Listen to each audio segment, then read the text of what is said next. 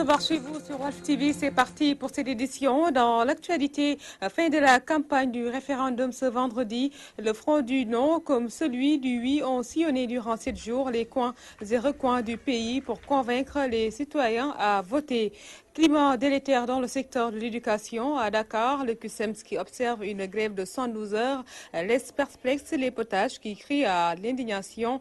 À Kaolack, le grand cadre, version Dianté, se braque et déroule son deuxième plan de grève. Drame à la MAC de Diourbel, un détenu d'origine nigériane a rendu l'âme suite à une grève de la faim qu'il avait observée. Selon des sources, il aurait subi des actes de maltraitance. Une enquête a été ouverte. À suivre la page des sports et la revue de la presse qui bouclera cette édition. Bonjour et bienvenue à toutes et à tous.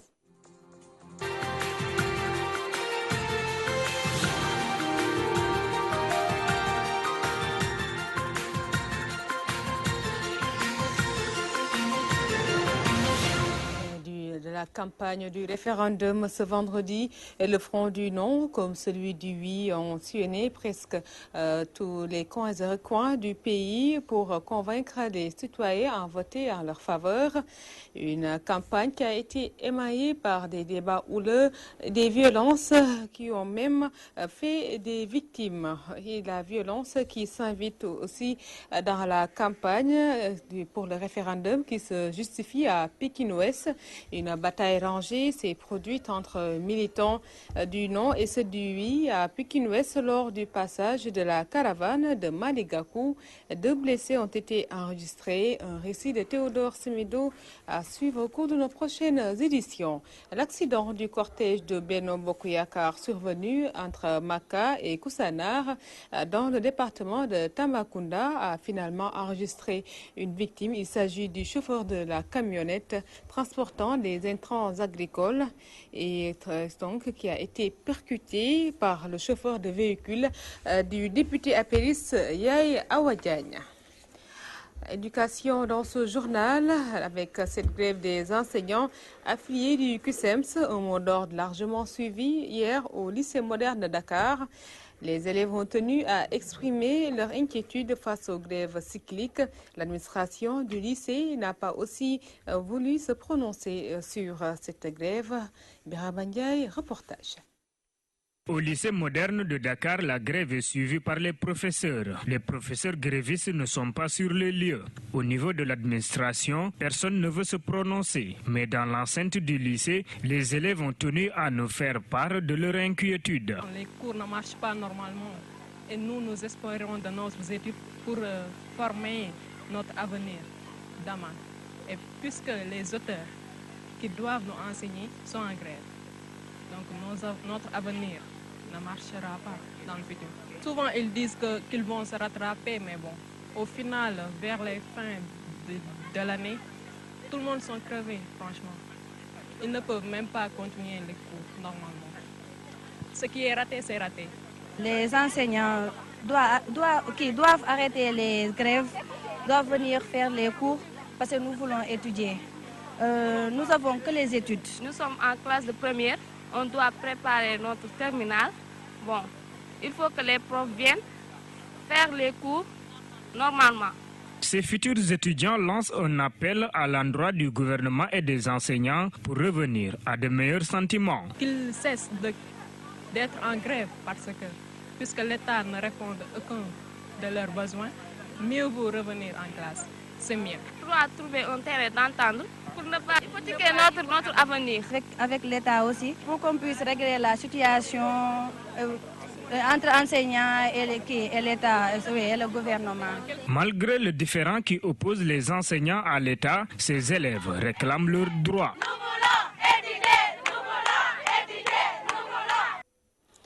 Éducation toujours, le grand cadre des enseignants en session Kaolack, tendance Mamadou Lamine Dianté durcit le ton en mettant en branle son deuxième plan d'action unitaire au menu des débrayages, des grèves totales et des rétentions de notes, entre autres. En assemblée générale, ces syndicalistes exigent le respect des accords signés. Suivant cette correspondance, Amadou Limbaye. Le grand cadre de Kaolack, section Mamadou Lamine Dianté, toujours sur le pied de guerre. Les enseignants exigent le respect des accords signés par l'État du Sénégal. cette année, je pense que le gouvernement de Macky Sall a l'obligation de respecter sa parole, lui en tant que président, mais aussi son gouvernement a l'obligation de respecter l'école et de respecter les préoccupations des enseignants. Parce qu'il faut le dire sans se tromper, que ce gouvernement avec lequel nous sommes en face est un gouvernement qui joue au dilatoire, est un gouvernement qui se renie, parce qu'ayant pris des engagements avec les syndicats d'enseignants, aujourd'hui, est en train de véritablement de vouloir saboter l'école sénégalaise. Et que l'année soit blanche ou noire ou jaune, ce n'est pas notre problème. Aujourd'hui, nous luttons pour l'application des accords signés. Les syndicalistes dénoncent par ailleurs la tenue du référendum. Ces enseignants qui parlent de gaspillage estiment que les priorités sont ailleurs. Aujourd'hui, les milliards qui sont en train d'être gaspillés sur un référendum pour lequel les Sénégalais qui sont inscrits dans ce référendum, je pense que ces milliards devaient aller dans le sens de régler le problème du front social qui est en ébullition, au lieu tout simplement de s'attarder sur une politique politicienne qui permettra tout simplement à dire oui ou non. Les enseignants nous ont demandé véritablement de porter la voix pour dire que l'organisation de ce référendum-là ne doit pas être en tout cas notre objet de lutte. Notre objet de lutte doit être la réclamation de l'application concrète des accords signés dans... Les camarades de Mamadou Lamine Dianté durcissent le ton et écartent toute suspension de leur mot d'ordre sans la satisfaction totale de leurs revendications. Amadou Limbaye à Kaolack, Walfadjri. Si Amadou Limbaye, donc reparlons de ce drame à la maison d'arrêt et de correction de Diourbel, un Nigérien répondant au nom de Paul Johnson qui observait une grève de la faim est décédé finalement ce jeudi. Les explications avec Mamadou Maktar Sarr. Drame à la maison d'arrêt et de correction de Diourbel. Un détenu répondant au nom de Paul Prince Johnson, d'origine nigériane, est décédé aux environs de 17 h. Selon une source proche de la maison d'arrêt et de correction de Diourbel, la victime avait entamé une grève de la faim depuis quelques jours pour dénoncer son maintien en prison. On s'interroge si sa mort est liée à cette privation de nourriture ou à de mauvais traitements de la part de ses geôliers. Seule une enquête pourrait éclairer cette question. Ces mêmes sources proches de la maison d'arrêt et de correction de Diourbel nous informent que des détenus sont en mouvement pour dénoncer la mort de leurs camarades. Touba Mbaké, Mamadou Maktar Sarr pour la radio-télévision Walfadjri. Maktar Sarr, merci. Un bref tour dans l'actualité internationale et qui va nous mener en Corée du Nord qui tire 2 missiles balistiques. États-Unis, longue peine de prison pour un recruteur de l'État islamique. Une synthèse de Fatoumata Sey.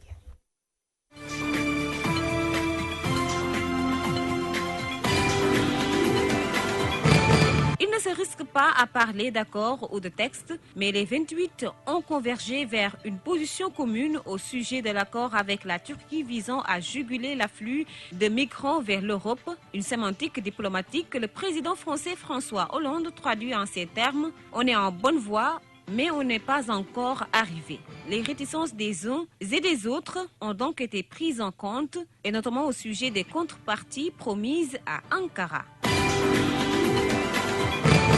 C'est une nouvelle provocation de la Corée du Nord envers Séoul, mais aussi Washington. 2 missiles balistiques de moyenne portée ont été tirés par Pyongyang ce vendredi. Il s'agit, selon des responsables américains de la défense, de missiles Rodong, une version améliorée du missile Scout, d'une portée maximale d'environ 1300 km. Ces tirs interviennent dans un contexte de tension militaire avec l'essai nucléaire du 6 janvier, suivi le 7 février par un tir de fusée à longue portée. De nouvelles sanctions ont été adoptées depuis mars par le Conseil de sécurité de l'ONU à représailles à ces démonstrations de force de la Corée du Nord.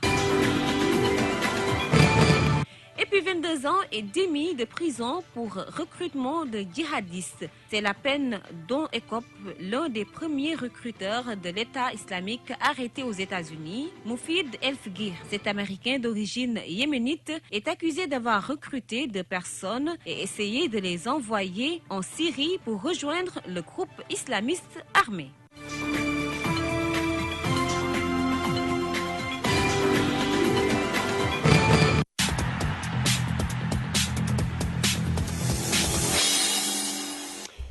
Amis sportifs, bonjour. C'est vrai, c'est parti pour le journal des sports et retenez que la Ligue des champions, on connaît désormais l'affiche des quarts de finale. Oui, c'est vrai, ce matin, l'UEFA a procédé au tirage au sort de ces quarts de finale et un match choc. Retenez, Barça Atlético de Madrid. Hormis ce choc, on aura Paris Saint-Germain contre Manchester City. Le Bayern de Munich va affronter le Benfica de Lisbonne et l'équipe du Real hérite des Allemands de Wolfsburg. Donc voilà, c'est l'affiche des quarts de finale de la Ligue des champions. Retour chez nous pour parler maintenant de football professionnel avec la Ligue 1 sénégalaise qui débute aujourd'hui sa 15e journée. Et regardez bien, voilà le programme qui vous attend. 2 matchs chocs au stade Demba Diop. AS Douanes, champion en titre et en même temps leader au classement, reçoit l'Union sportive de Gorée. Donc les Goréens doivent tout faire pour gagner car les Goréens occupent la 12e place. Toujours à Demba Diop, c'est le classique ou, comme si vous le voulez, le choc de cette 15e journée, Union sportive de Ouakam, Jaraaf de Dakar. Donc il y a eu une erreur de frappe. C'est bien l'équipe de Jaraaf, US Ouakam, Jaraaf. Bon. Voilà, ce sont les matchs. Et aussi, retenez le derby de la Petite Côte. Mbou Petite Côte contre Djambar de Saly, c'est à Caroline Faye. À Mawadouad, la Linguère joue contre la Sunouor de Diourbel. Suite de cette 15e journée, c'est demain avec une seule rencontre. Le Casa Sport reçoit le Stade de Mbour, 2e au classement. Et fin de cette 15e journée, c'est pour lundi, oui, lundi 21 mars, donc après les élections, oui, à Demba Diop à 17h, l'Olympique d'Angor reçoit le Niary Tally qui a retrouvé donc les chemins de la victoire. Et maintenant, on va parler de la Ligue 2, oui, la Ligue 2 aussi poursuit sa 15e journée qui avait débuté depuis hier et aujourd'hui, et voici le programme qui vous attend, vous, les férus du ballon rond. Oui, regardez bien. Et donc, Génération Foot, qui est 2e au classement, reçoit le Kayor Foot et à Bassirou Ndiaye, et c'est au Djolof. C'est dans le Djolof. Dara, dernier au classement, reçoit le Tenguet Football Club, premier au classement. Amboro, l'Etix reçoit le 3e Barguet de Kébémer. Et la fin de cette 15e journée en Ligue 2, c'est pour lundi prochain.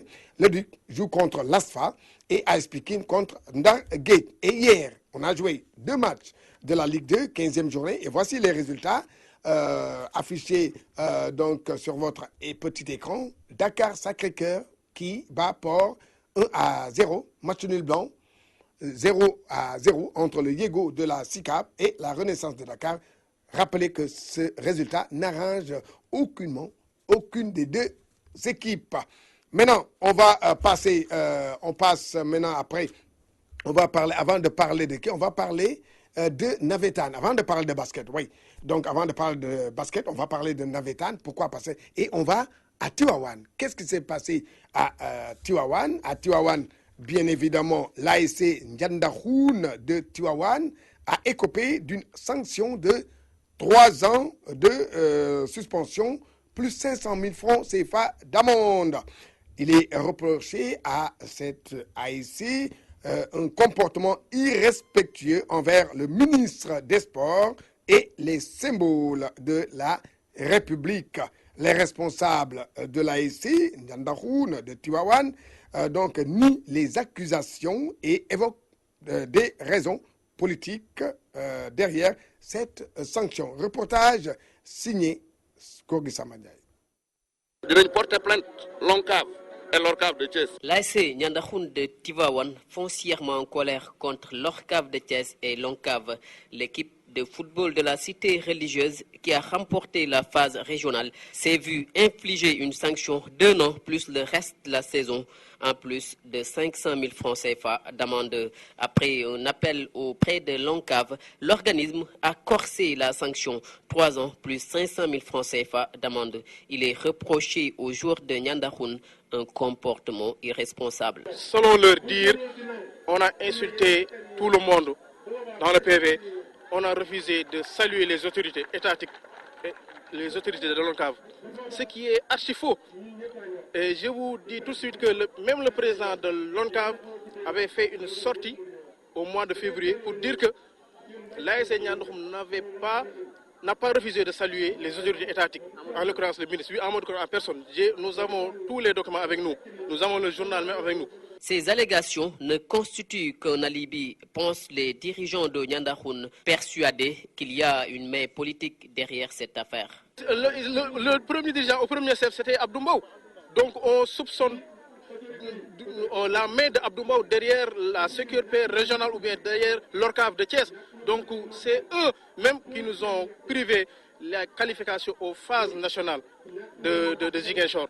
Malgré la décision de l'ONCAV, Nyandahoun ne compte pas lâcher du lest. L'ASC, qui compte porter cette affaire plus loin, n'exclut pas de quitter le mouvement navétane. Où on nous respecte, on respecte le règlement qui nous lie, ou on se retire purement et simplement de ce mouvement-là. Ce mouvement, je crois que c'est ça. Et ça, ce n'est pas l'ASC Nyandahoun qui le dit, c'est les sportifs tuaouanois, c'est l'ensemble des populations de Tuaouane.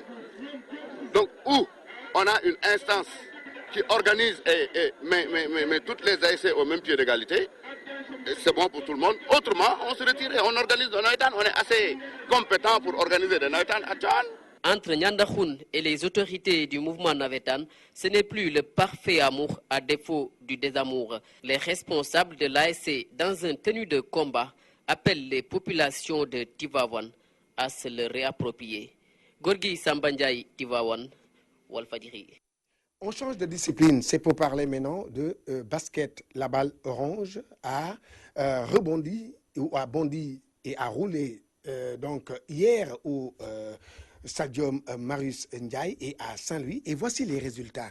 Saint-Louis Basket Club a battu Sibac 48-38 et l'AS Douane a battu l'AS Thiès 65-51. Et mercredi dernier, c'est pour la poule la poule B, Medina Basket Club Association a été battu par Mbour Basket Club 67-65. Et pour récapituler un peu, sachez que donc il y a 3 équipes qui se sont déjà qualifiées pour les playoffs. C'est la Douane, leader de la poule B, le Duc, leader de la poule A, et Saint-Louis Basket Club, deuxième au classement, derrière l'AS Douane. Et voilà, donc amis sportifs, c'est tout pour le sport.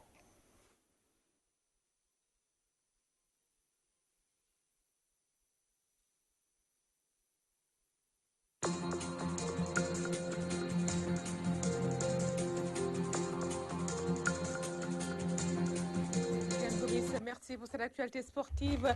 Place maintenant à la revue de la presse. Elle porte la signature de Ramatoulaye Sarr.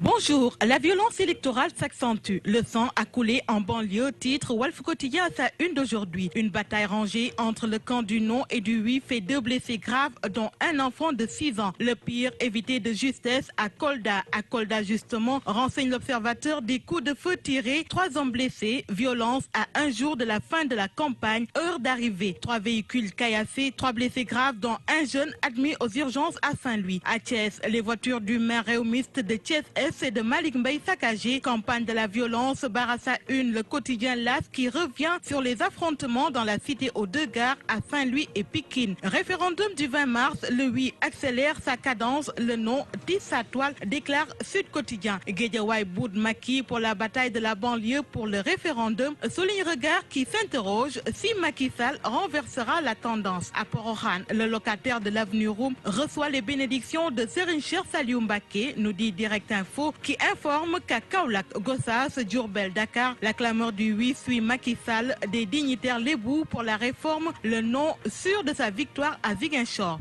Guerre locale pour les référendums aux Parcelles Assainies. Médina, Guédiawaye, Podor avertit le quotidien. Malick Gakou contre Aliou Sall, Racine Sy contre Aïssata Tall Sall et Moussa Sy contre Amadou Ba. Le journal Enquête mène son enquête sur l'équation des grands électeurs, chefs religieux et coutumiers, chanteurs, lutteurs. Ont-ils encore une influence sur le vote des citoyens, s'interroge votre quotidien. Virus Ebola, la maladie réapparaît en Guinée, renseigne Réumi. 2 nouveaux cas d'infection ont été détectés chez 2 personnes atteintes. Psychose terroriste, une valise suspecte sème la panique sur la corniche près du siège de la Banque mondiale, nous livre le Populaire dans sa une. Les riverains se barricadent, les commerçants et clients désertent les lieux. Le colis était en réalité une valise remplie d'habits. L'homme qui avait déposé la valise arrêté par la BIP. Libération, à sa une d'aujourd'hui, revient sur les détails de l'horreur à Bounkiling. La gendarmerie a placé sous mandat de dépôt 6 suspects du viol collectif suivi de meurtre à Bogal des élèves âgés de 13 et 14 ans. Sport, le quotidien Stade à sa une revient sur les 3 géants à éviter: Barça, Bayern, Real. Le tirage des quarts de finale de la Ligue des Champions sera pour ce vendredi. Sounoulambe donne la parole à Modulo sur le référendum qui demande à rester neutre au moment où Khadim Ndiaye déclare qu'on a tué un chien pour le détruire. Alinguer renseigne Réumi quotidien. Une bagarre à 3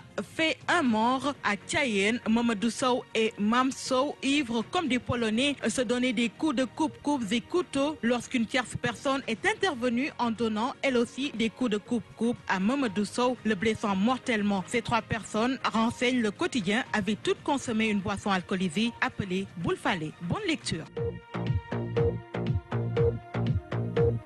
Merci Ramatoulaye Sarr. Et si s'achève cette édition, un grand merci à Diarato Pendadia Logué et à Mariam Gueye du côté technique.